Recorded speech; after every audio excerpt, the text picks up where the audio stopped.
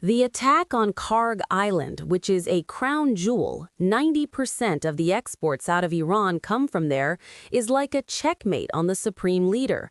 It was an absolutely brilliant military strategy. The president could declare victory there.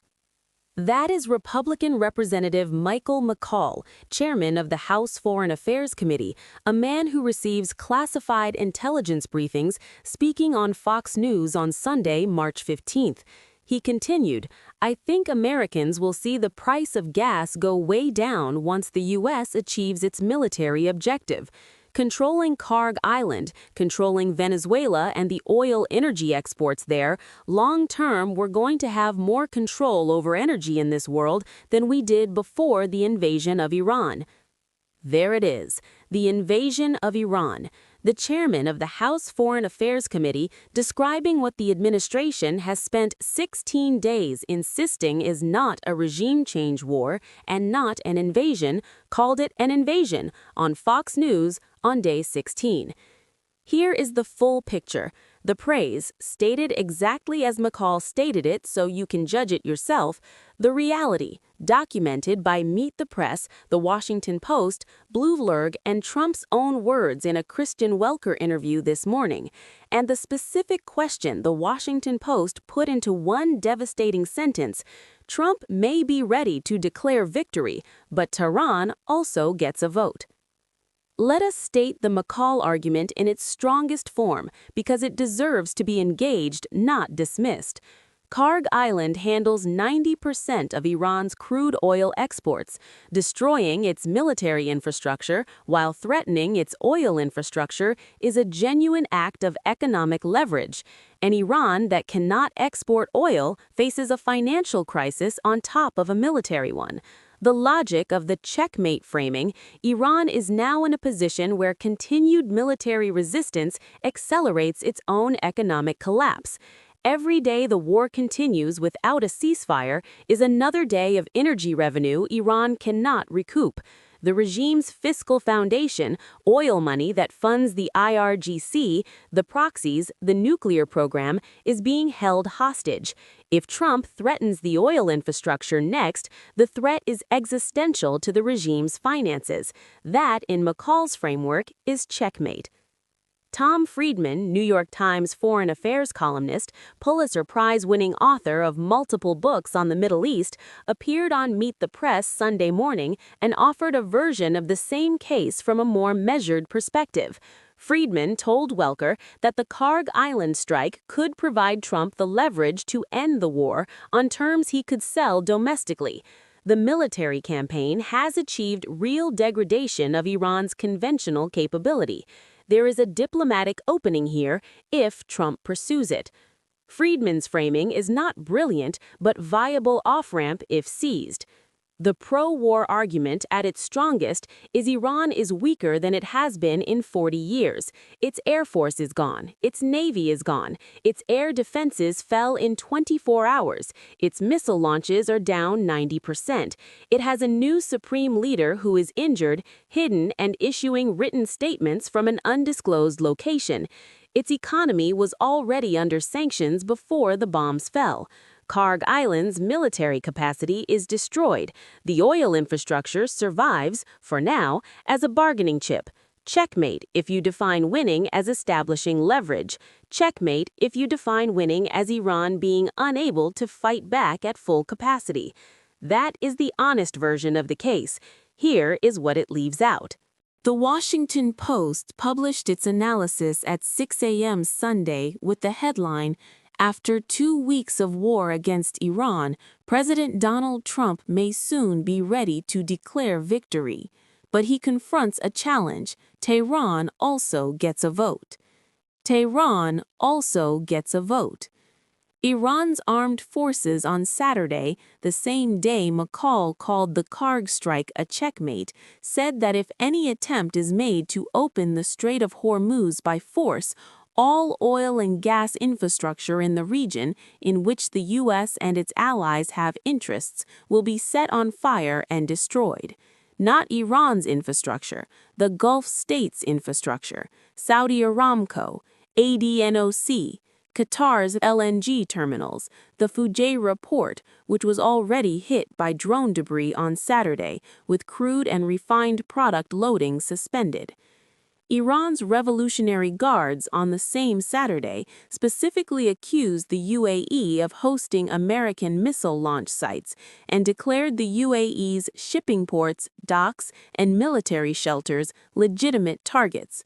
The UAE's Ministry of Defense confirmed that 9 ballistic missiles and 33 drones were launched at the country on Saturday. 9 ballistic missiles in a single day, against a country Trump called a strategic partner. If checkmate means Iran cannot fight back, then 33 drones and 9 ballistic missiles on Saturday tells you the king did not tip the board. If checkmate means Iran has lost the ability to threaten the Gulf states' energy infrastructure, which is now specifically and publicly named as Iran's next target, then the checkmate declaration needs to survive the next drone launch. And then there is the question Trump answered on Meet the Press. Welker asked him if he was worried about gas prices heading into the midterms. Trump said, "Absolutely not. It's going to come back down." Schumer, on the same program, if you ask Donald Trump if we're at the end of the war or the beginning, he says it's both. Both. The war is won, the job must be finished, Iran is checkmated, the drones are still flying. Before we go further, let us stay with the word McCall used, invasion of Iran. The Trump administration has spent 16 days insisting categorically that this is not a regime change war, not an invasion, not an occupation. Hegseth said, this is not a so-called regime change war. Rubio said, regime change is not the objective. Leavitt said multiple times, this is a defensive operation, a preemptive strike, a response to imminent threat. McCall on Fox News Sunday morning, praising the operation as absolutely brilliant, described it as the invasion of Iran, in a sentence about how it gives the United States long-term control over global energy markets, alongside Venezuelan oil. This is the Republican chairman of the House Foreign Affairs Committee. He receives classified briefings. He is a supporter of the war. He described it as an invasion. He said the goal is long-term control over energy in the world. He connected it to Venezuela. He said brilliant about an operation whose civilian death toll includes 168 children killed in a girls' elementary school, whose preliminary investigation finding is that American forces struck the school due to outdated intelligence about a naval base. Brilliant, checkmate, invasion, long-term energy control, Venezuela, in one Fox News segment. That is not a misstatement. That is what the war's most enthusiastic congressional supporter thinks the war is for, stated honestly on Sunday morning without apparent awareness that invasion and long-term energy control are not in the official talking points. Bloomberg's analysis, published 2 hours ago as of this recording, provides the final frame.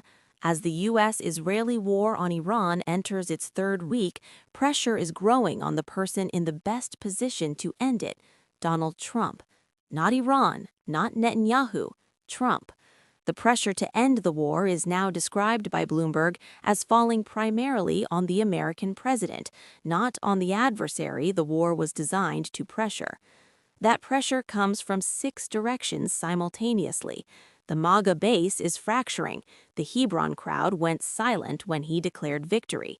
The economic damage is mounting. Oil above $100, Dow down 2,000 points, gas at $3.54 nationally. The allies are not joining. 5 named countries, 0 confirmations. The military cannot yet escort a single tanker. Iran is specifically threatening the Gulf states' infrastructure. The countries that have allowed America to operate from their soil are being told they are next. And Trump's own polling, Quinnipiac and Fox News, both finding that half of Americans believe the war makes the United States less safe, only 3 in 10 believing it reduces the threat, has not improved. Energy Secretary Wright on Meet the Press Sunday, "I believe we'll be seeing tanker traffic through the Strait of Hormuz within the end of the month." End of the month, March 31st, 15 days from now. The strait will be open in 15 days, Wright said. He was asked why he said that if 1 week ago he deleted a tweet claiming a tanker had already transited because it was false. He did not answer that question. Schumer's line stands as the most precise summary of the war's current state. If you ask Donald Trump if we're at the end or the beginning, he says both. McCall calls it checkmate. Bloomberg calls it pressure on Trump to end it. Iran calls it the beginning of an attack on Gulf energy infrastructure. And 17 Americans have now been killed, the KC-135-6 and others, in a war the House Foreign Affairs chairman called an invasion whose goal is long-term world energy control. Checkmate, said McCall. Brilliant. The king hasn't tipped the board.